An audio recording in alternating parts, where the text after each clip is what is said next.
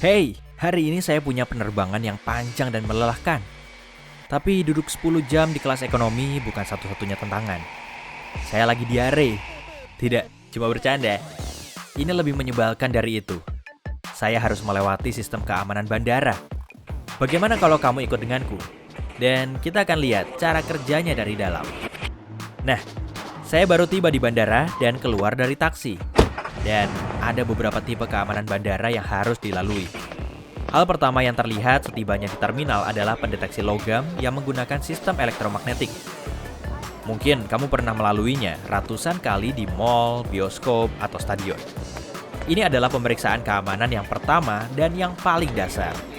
Tujuan utama pendeteksi ini adalah untuk mengetahui apakah aku membawa benda logam berbahaya seperti pisau atau belati. Sejujurnya, dugaanku pendeteksi metal ini seperti bekerja dengan bantuan sulap. Tapi ternyata aku salah. Untuk pertama kalinya, tahun ini, konstruksi perangkat ini cukup sederhana. Sebuah kumparan dan generator arus listrik bolak-balik. Arus bolak-balik menghasilkan medan magnet yang bervariasi. Ini penting, pada kumparan. Jadi, anggap saja aku melalui pintu detektor ini, membawa benda logam. Berkat medan magnet yang bervariasi yang mengelilingi benda logam di dalam pintu detektor, maka dihasilkan arus listrik tersendiri, sehingga arus ini menciptakan medan magnetnya sendiri. Perubahan ini segera terdeteksi oleh perangkat khusus yang disebut magnetometer yang langsung menyalakan alarm. Setelah itu, saya dihentikan oleh petugas keamanan karena harus mengeluarkan kunci dari kantong. Antrian di belakangku mulai menggerutu, tapi setelah saya melaluinya lagi, alarm tidak berbunyi. Menariknya, pria di belakangku tidak perlu melalui detektor logam. Ternyata, dia menggunakan alat pacu jantung yang memiliki bagian terbuat dari logam. Medan magnet kuat dari alat keamanan bisa mengacaukan fungsi alat ini.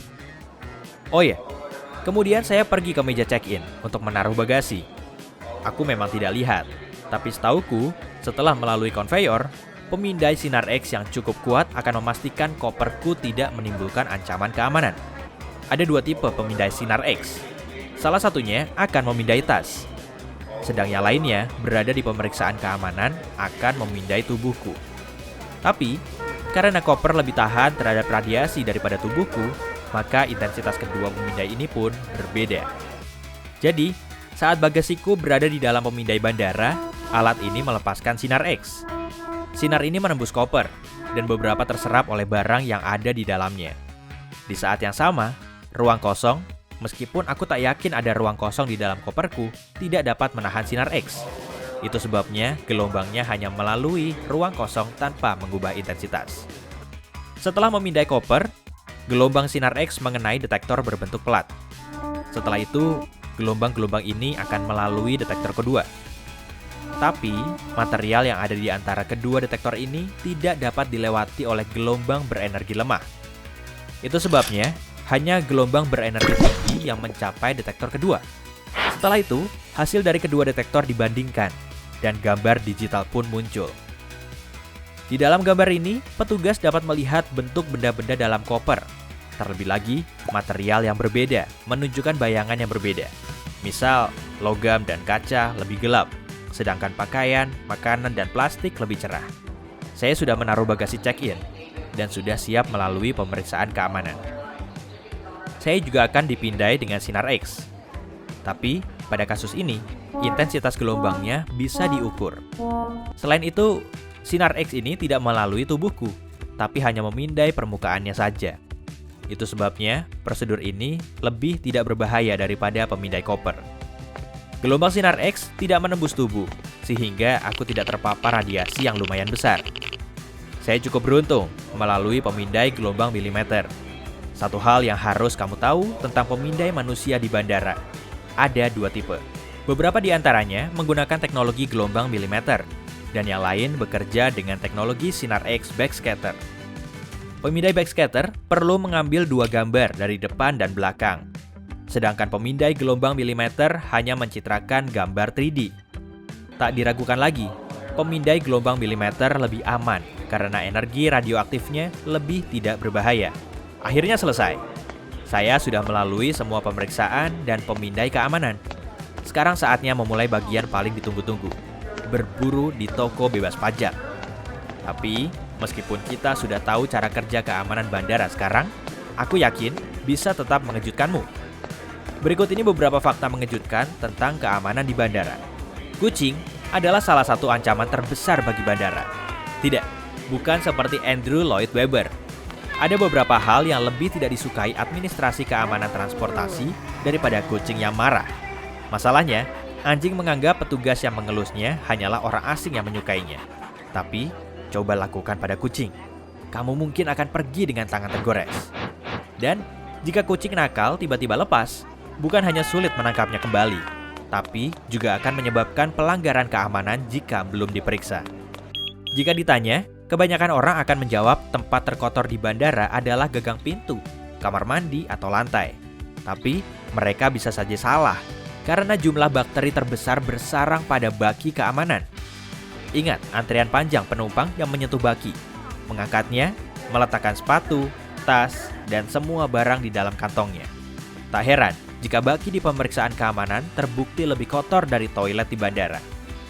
Di samping itu, baki-baki ini tidak cukup sering dibersihkan untuk membunuh kuman. Jika pernah merasa petugas keamanan bandara membicarakanmu, mungkin kamu tidak berlebihan seperti yang dipikirkan temanmu. Faktanya, petugas keamanan mengaku membicarakan penumpang dengan kode tertentu. Misalnya, mereka punya kode untuk penumpang yang menyebalkan. Siapa? Saya? Jika penumpang seperti itu harus diperiksa lebih lama, mungkin cuma kebetulan, atau mungkin juga bukan. Siapapun yang pernah bepergian dengan pesawat pasti tahu tentang peraturan bebas cairan. Tapi, tidak semua tahu aturan ini juga berlaku untuk selai kacang, pasta gigi, krim, lotion, makeup cair, lampu lava, bola salju, obat-obatan, deodoran, dan bahkan alas sepatu gel. Ini sungguhan. Pemindai keamanan bisa salah mendeteksi makanan sebagai bahan peledak, hingga menimbulkan kekacauan, pemeriksaan tambahan, dan ketinggalan pesawat. Itu sebabnya jika ada sosis dan keju di dalam koper, jangan diletakkan terlalu dalam, atau keluarkan saja dari kopermu. Yang mengejutkan, pada beberapa kasus tertentu, ketinggalan KTP bukan berarti akan ketinggalan pesawat. Tapi, kamu harus memberikan informasi detail termasuk nama, alamat, dan beberapa fakta yang bisa membantu mengidentifikasi dirimu di pemeriksaan keamanan. Jika mereka bisa mengonfirmasi identitasmu, kamu bisa melalui proses pemindaian. Namun, ini akan lebih ribet daripada jika kamu membawa dokumenmu. Ingat untuk melepas semua aksesori yang kamu kenakan saat melalui pemindai keamanan. Kebanyakan orang tidak menyadari menggunakan banyak barang yang bisa mengganggu kerja pemindai. Yang paling sering yaitu jam tangan, bando, ikat pinggang, hiasan berbahan logam, dan bahkan bra. Jadi, coba kenakan pakaian sederhana tanpa kancing logam dan tidak mengenakan aksesori. Ingat, sebelum melalui pemindai, kamu harus melepas mantel atau jaket dan perhiasanmu. Dan bagi petugas keamanan, hey, aku hanya bercanda saat bilang lagi diare. Kamu jauh lebih menyenangkan daripada itu.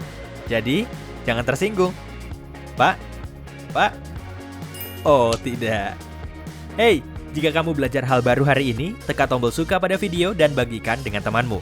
Inilah beberapa video lain yang bisa kamu tonton. Klik saja video di salah satu sisi layar dan tetap di sisi terang kehidupan.